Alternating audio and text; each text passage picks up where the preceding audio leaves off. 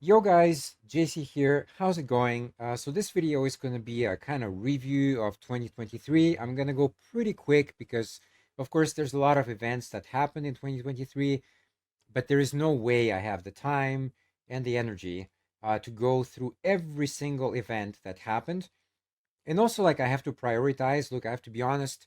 Some of them are just not very interesting. They might be like events very locally, but they don't really have an impact globally. Okay, so on a kind of personal scale, this year overall for me it was shit. Okay, like I'm not gonna lie, it was pretty bad.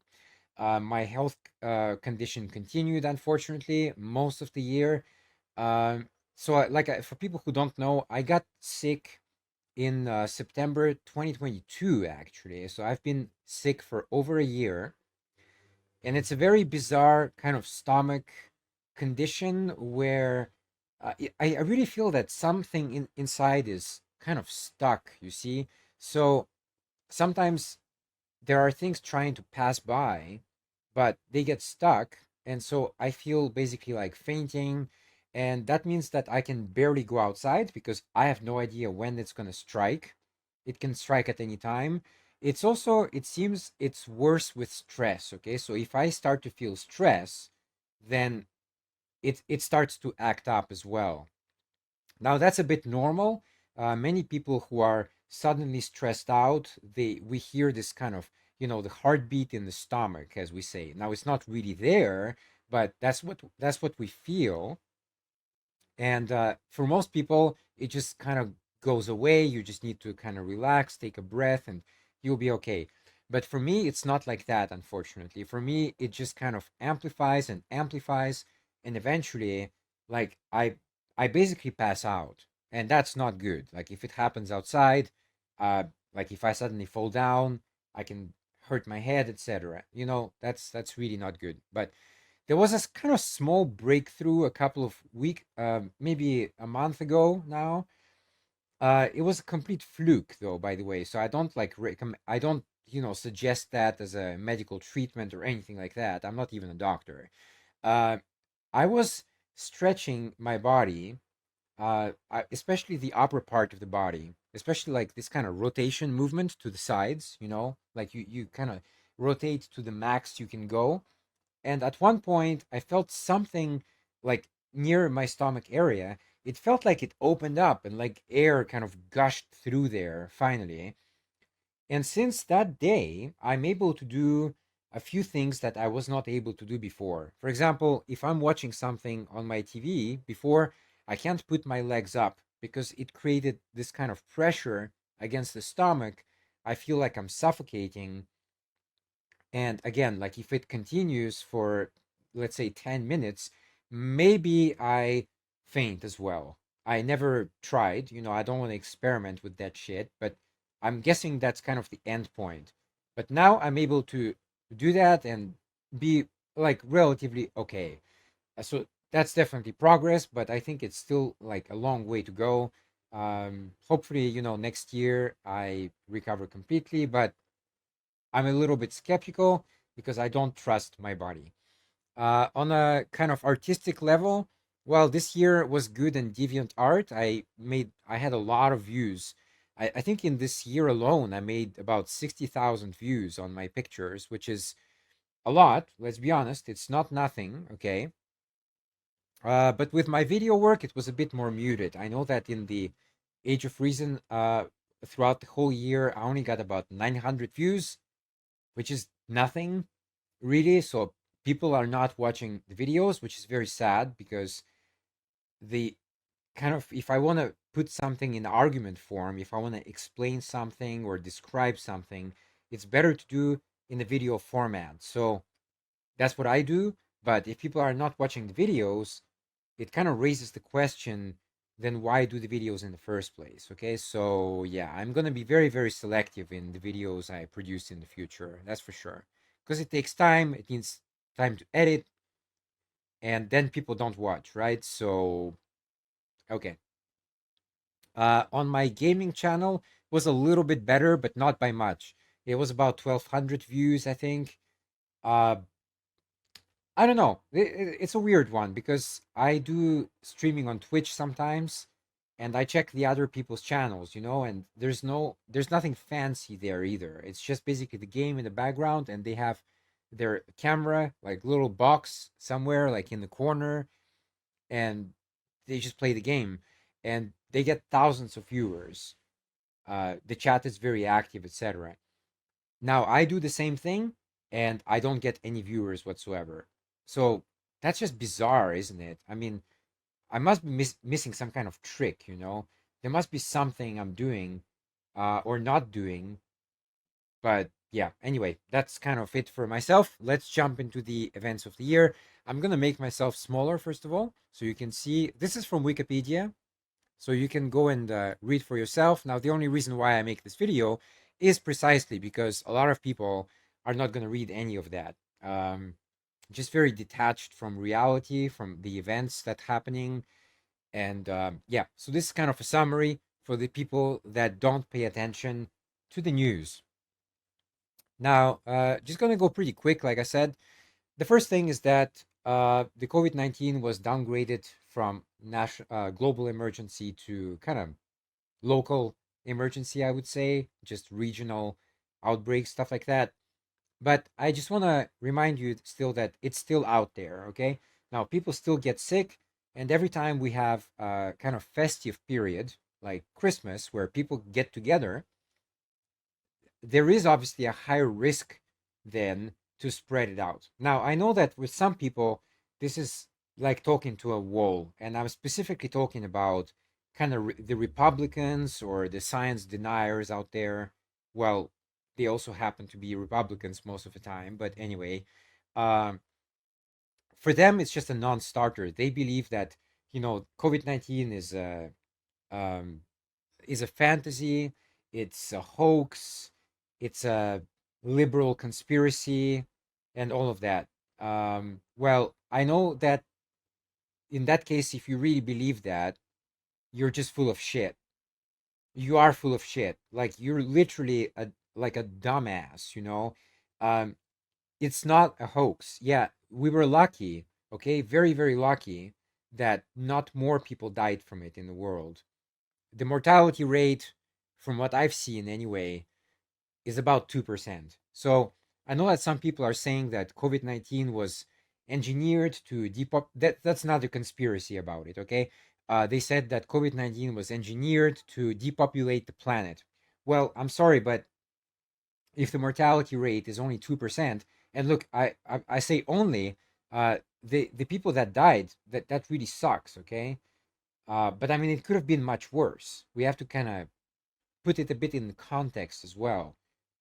But anyway, if you claim that, this evil thing was engineered to depopulate the planet, and then the mortality rate is only 2%, that's a really shitty plan.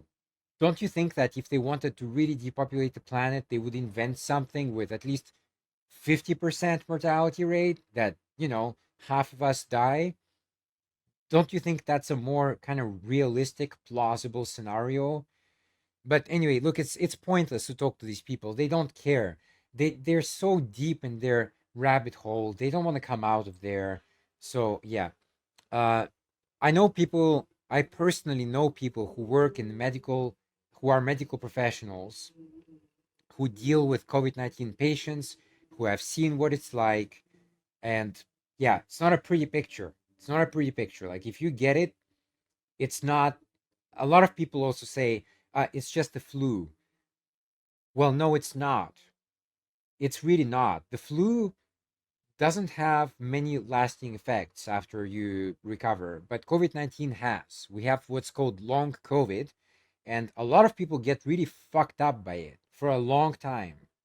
Flu doesn't do that to you, as far as I'm aware, anyway, but COVID 19 does. So definitely be careful. It's still out there. I don't know the numbers because a lot of places have stopped tracking, but just be careful.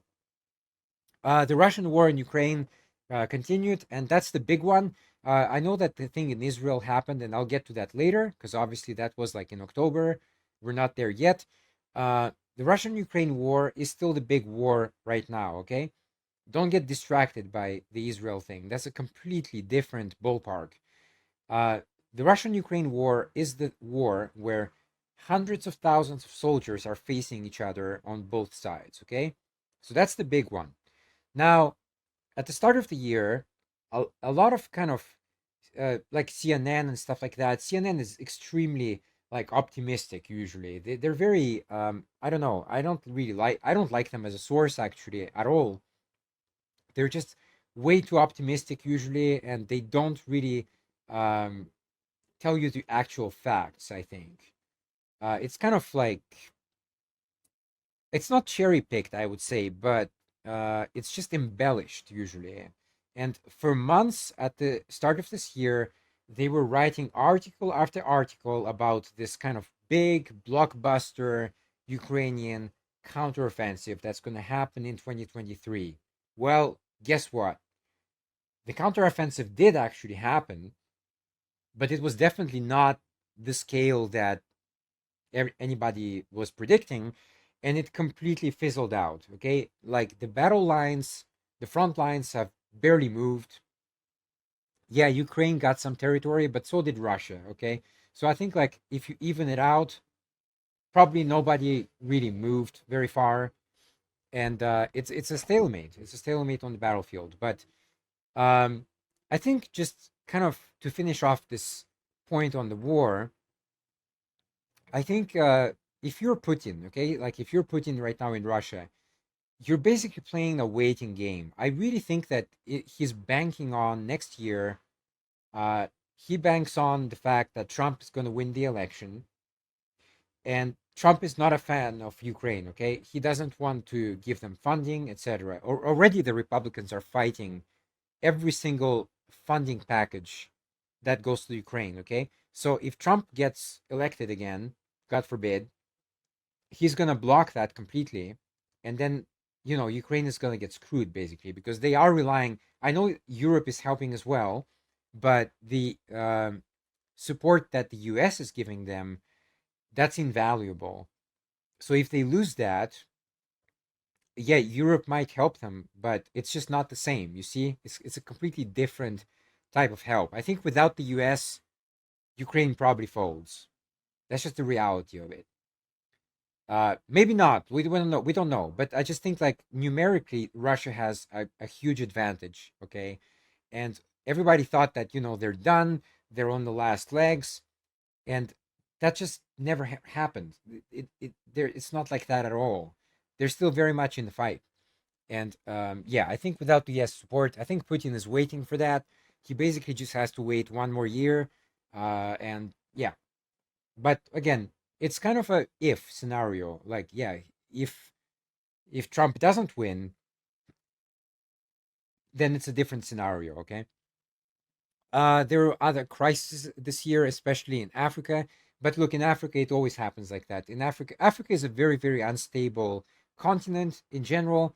There's always coup d'état and um, just kind of revolts, and it's always like that. It's a very, very messy continent in general, politically speaking. And a lot of people were saying that Africa is going to prosper in the 21st century, but I'm extremely, extremely skeptical about that, given all the corruption there and given all the political instability in the region. Okay, so I just don't see that. I think it's just going to be more of the same. Some people are going to prosper, yeah, but those people are at the top. The people who are at the bottom, they're going to stay poor and probably uneducated and misinformed, etc., etc. Yeah. Uh, a couple of big natural disasters happened. There was one huge earthquake in Turkey and Syria, killed about 60,000 people. I actually learned about that one from a sports website first because there were some sports players in Turkey that died from the earthquake. And that's where I learned about, well, that's what I learned from. There was a couple of other ones as well, like one in Morocco and one in Afghanistan. It was also a major flood cyclone actually in Libya that killed about 11,000 people. On the financial front, there was a couple of big banks in the U.S. that collapsed. They say here it's the Silicon Valley Bank and the First Republic Bank. But as far as I know, anyway, and I could be wrong. If I'm wrong, then let me know in the comments. As far as I'm aware, anyway, it didn't really have any kind of big impact on the economy, and definitely not the global economy, which is different from the last crisis we had in 2009, where banks went under and everything just collapsed like a domino effect. But speaking of domino effects, there was a guy this year. He has a very ironic name. I find his name is Sam Bankman-Fried. Okay, it could be Freed, but I think it's Fried. Anyway, that guy was the owner of the cryptocurrency called FTX, and he was caught because cryptocurrency is a scam. Okay, I'll get back to that in a second. He was caught, convicted of fraud, and the whole FTX got shut down. Okay, so a lot of people lost their money. But look, as far as I'm concerned, the whole thing about cryptocurrency, the whole thing about crypto in general, it's a scam. Okay, I don't care what people tell me, it's a scam. All of it, 100%, is a scam. So this FTX guy was caught, and he was the first major guy to get caught and convicted, and he, the whole thing collapsed. But I think he was just the first part of the puzzle. Again, like a domino effect, I think now it's just gonna slowly but steadily collapse one after another, because the whole thing is a scam. It should just not exist at all. So that's my kind of prediction for the future. Eventually, it's all gonna die out. Okay. And speaking of 2023, also conflicts, of course, yeah, the Israel thing happened. So what happened was, I believe it was in October. Uh, there's still a lot of debate about what exactly happened, but for some reason, the Israel-Gaza border was not really was not guarded at all. Actually, I should say, by Israel, which is very rare because they know that tensions flare up in that particular area. And it's just very bizarre to me that nobody was watching. And that, of course, gave rise to several conspiracies.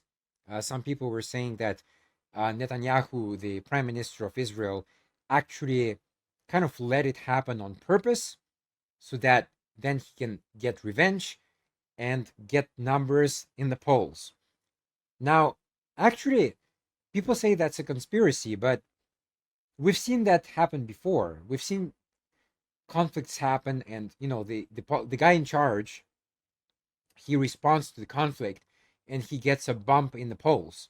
Now we've seen that before, so it's not exactly like the realm of the fantasy. Okay, but we still have to, unfortunately, if you claim something, you have to demonstrate it. So the burden of proof is on you. If you say it's a conspiracy theory, if he did it on purpose, you're free to say that, but you have to demonstrate it. You see, it could be a very appealing conspiracy theory in this case. It could be, but you still have to demonstrate it. You can't just say, okay, it happened and it's a fact because I say so. That's not how logic and reasoning works. You have to demonstrate your claim. But anyway, that was weird. And then, of course, I don't know how many people died exactly because, again, the number are a little bit vague. But people say the sources say it's about 1,200 Israelis were killed and a couple of hundred were taken hostage. Now, I also heard some other reports that claimed that about 50 to 60% of those that were killed were belonging in some shape or form to the Israeli army. So the targets were not all civilians, but they were also including some military personnel. Now, I have no fucking way of verifying that. That's just kind of what I hear. I'm giving you bits of information to go off, and you're free to go and do your own research, basically.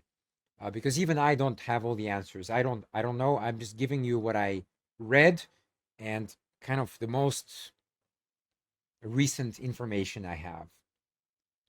Now, what happened, unfortunately, is that of course Israel replied, and they there were some absolutely disgusting and sick comments coming from the top Israeli officials about how they need to murder Palestinians, basically. Uh, there was one general, Israeli general, that said that actually we're not interested in accuracy, we're interested in damage.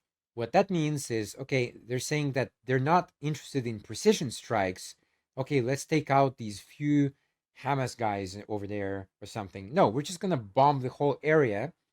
And yeah, we're going to get some Hamas people, sure, but we're also going to get a bunch of civilians, and basically that's okay. Nobody's going to care. Look, there are many people in the world. It's not just Israelis, it's also like just many people in general. For them, Palestinians don't matter at all. This is very sad, yes, but that's a fact. That's just a fact. Even in my family, we have nothing to do with Israel. We're not Jewish people. But even in my family, there are some family members who basically, for them, Palestinian lives don't matter at all. Whether 20,000, 50,000, 100,000, a million of them die, doesn't matter. Doesn't matter at all. Maybe it's even better if they did die. Let's just remove them. Let's just do a complete genocide. Let's remove them completely because they're animals, they're savages, and they need to be eliminated. And actually, now that I say that, one Israeli official did actually call Palestinians, uncivilized and savages and not human. Basically, uh, it's a kind of funny. Well, I shouldn't say funny because it's really not funny. But it's a parallel actually to how Nazi Germany treated Jews at the time of the war, World War II. They also said that the Israelis were basically Untermensch, um, below humans, or like not humans. Yeah, below, uh, not worthy of being called a human, basically. And that's what that Israeli official. And yeah, he could be an isolated idiot, but I don't think so. I really don't think he was just one of a kind. I really do think that many of them believe like he does. And he basically called Palestinians the Untermensch. That's fucking ironic, isn't it? And yeah, so they went on this huge bombing rampage, and the kind of recent numbers is about 20,000 casualties in Gaza. Well, that was already a few weeks ago, so I imagine now the numbers are higher. Now, it's funny again here because the Israeli side says that, well, these are Hamas numbers, so we can't trust them because they're going to inflate them to cause a kind of outrage against Israel. But if you look at the previous conflicts between Palestine and Israel, it was also Hamas numbers that in those years, and eventually they were actually proven to be true because Israel then went in and calculated the number of casualties, and they basically came up to the same number. Okay, so I think this is some kind of bullshit excuse that Israel is trying to use. Uh, these are Hamas numbers, okay, but later Israel is going to go in and verify, and they're basically going to find the same numbers. So that's just not a thing. That's not an excuse. And also, like, of course, among the casualties, yeah, there probably are some Hamas casualties in there, sure, but the casualty list also says 6,000 children and many thousands of women who had absolutely nothing to do. Well, I shouldn't probably say nothing, but they had very, very little to do because they can still elect. You're still responsible, for example, for who you elect, right? But overall, though, they're really not responsible for what happened in October in Israel. Okay, so these are actually complete innocent people that were just slaughtered by Israel. And of course, people got outraged about that. Uh, Even the UN said that what Israel is doing is not okay.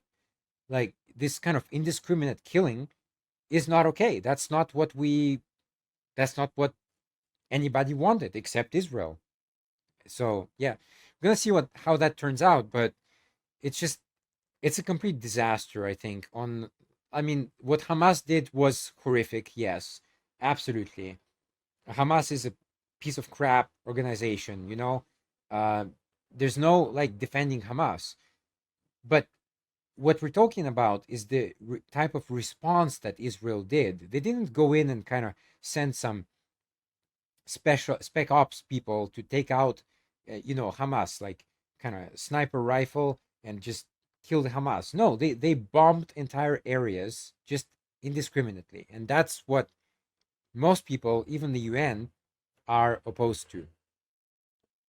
Finally, personally, for me as well, 2023 was the year of the AI in general. AI made great strides this year in technology. Definitely, the images for me were very interesting. I found a few new sources to do my pictures. Look, I don't even call them my pictures because they're not. I'm just using them to for fun, you know. I don't ever so I've never sold because that's illegal. I've never sold any AI art, okay? So yeah, I use that as a promo, sure, but I would never sell that because you have to be an idiot to do that. You cannot sell something that is not your product. AI models typically copy from something, okay? Like the ChatGPT, if you tell it to write something about a book, it would basically plagiarize from some books. Now, you may not be aware what books it's plagiarizing from, but that doesn't change the fact that it's still plagiarizing from something. And it's the same with art, okay? It's picking some elements from something that was already done, and you can claim ignorance. Yeah, you can say, well, I didn't know where it's from, but that doesn't change the fact that that thing was borrowed from something, or plagiarized basically from something else. So you have to be extremely careful. I think there are people who sell the AI artwork, but you have to be extremely, extremely careful with that. I would not do that. I don't want to risk, because the fines can be substantive. They can be like substantial, I should say. If you're a poor person like me, and if you're hit with a fine for intellectual property, there's just no way that I can afford it, So why take the risk? But as a kind of gimmick, as something to have fun with, it's definitely entertaining. I'm not gonna lie. I generated several pictures this year, which were a lot of fun. I'm not gonna lie. That's just the way it was. So I'm looking forward to more of that in the future. I still think it has issues. For example, with pictures, it still has issues with fingers. It kind of adds or removes sometimes fingers. But this is this is all going to be ironed out, I'm sure. This is a temporary limitation of the technology. I'm sure that in the future there's going to be more of that, and I'm all for that. And that's basically kind of it for this year. I think I covered the main events. Now, if you want to, this Wikipedia page goes month by month, actually.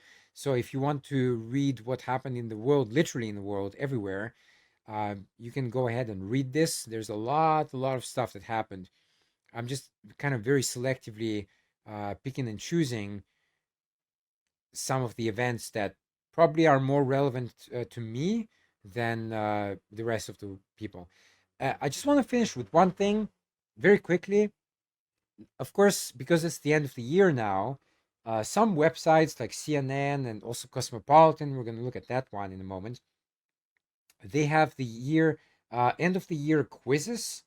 And the CNN one was very odd. It was 20 questions, and there was nothing about Asia, nothing about Africa, nothing about South America. It's like these continents, huge continents, by the way, where, most of the world's population is, statistically. It's like these continents just don't even exist for CNN. But okay, CNN is a very kind of US centric news organizations. So obviously they're going to be very skewed in what they report. I'm going to take you to this one though. This is the Cosmopolitan quiz. So let's just accept that, whatever. And here you have some questions, which I think it has 50 questions.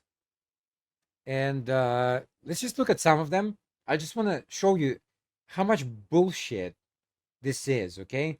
This is completely like irrelevant pop culture type of bullshit. Well, okay, it's Cosmopolitan, so what do you expect, right? But this is just nonsense. So, for example, question 3: what did Kylie Jenner? I don't even know who that is, to be honest. Now, I think it's somebody related to the Kardashians, which I don't give a shit about. Nobody should give a crap about the Kardashians, okay? If you give a crap about the Kardashians, I think you have issues in life, man. Uh, so what did Kylie Jenner wear to the Schiaparelli fashion show in January? Is that fucking important?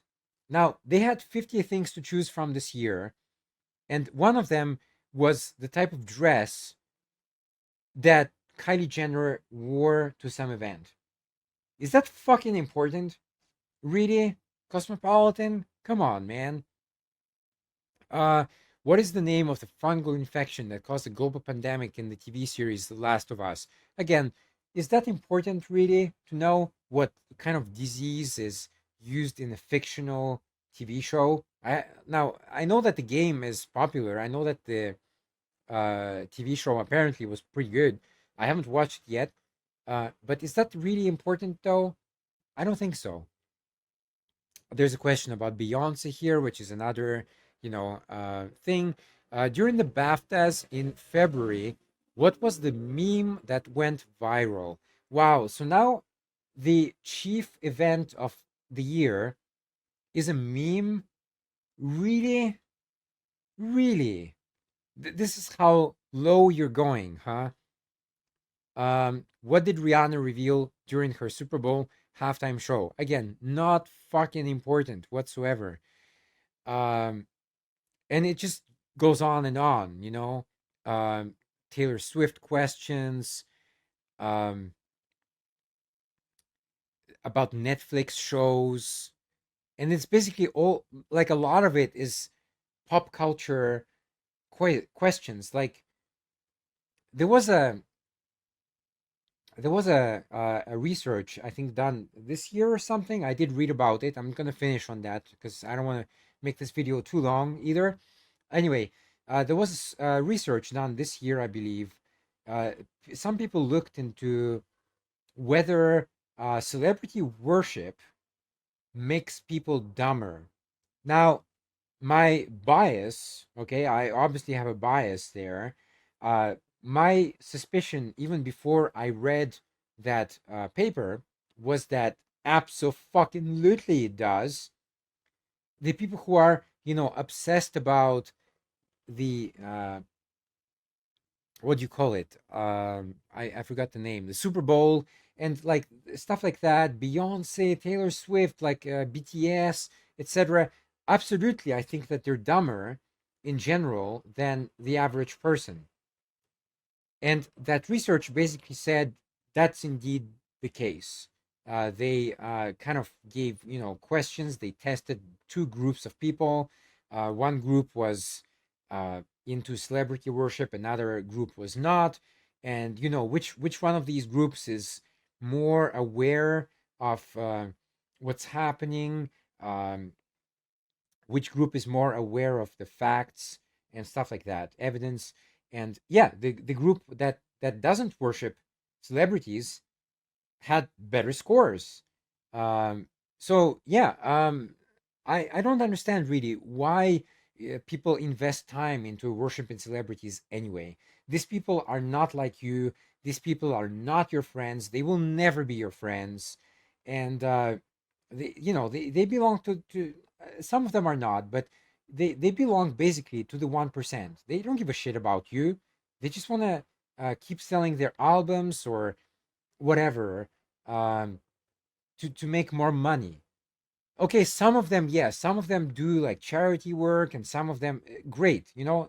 Then, okay, then maybe these few individuals are worth following. It really depends what they say, you know. If they, you know, if some of them come out suddenly and say, well, you know, like the Holocaust is a hoax or something like that, then absolutely you should just stop following them immediately, because they're idiots. And a lot of them are. They're just idiots with a lot of money.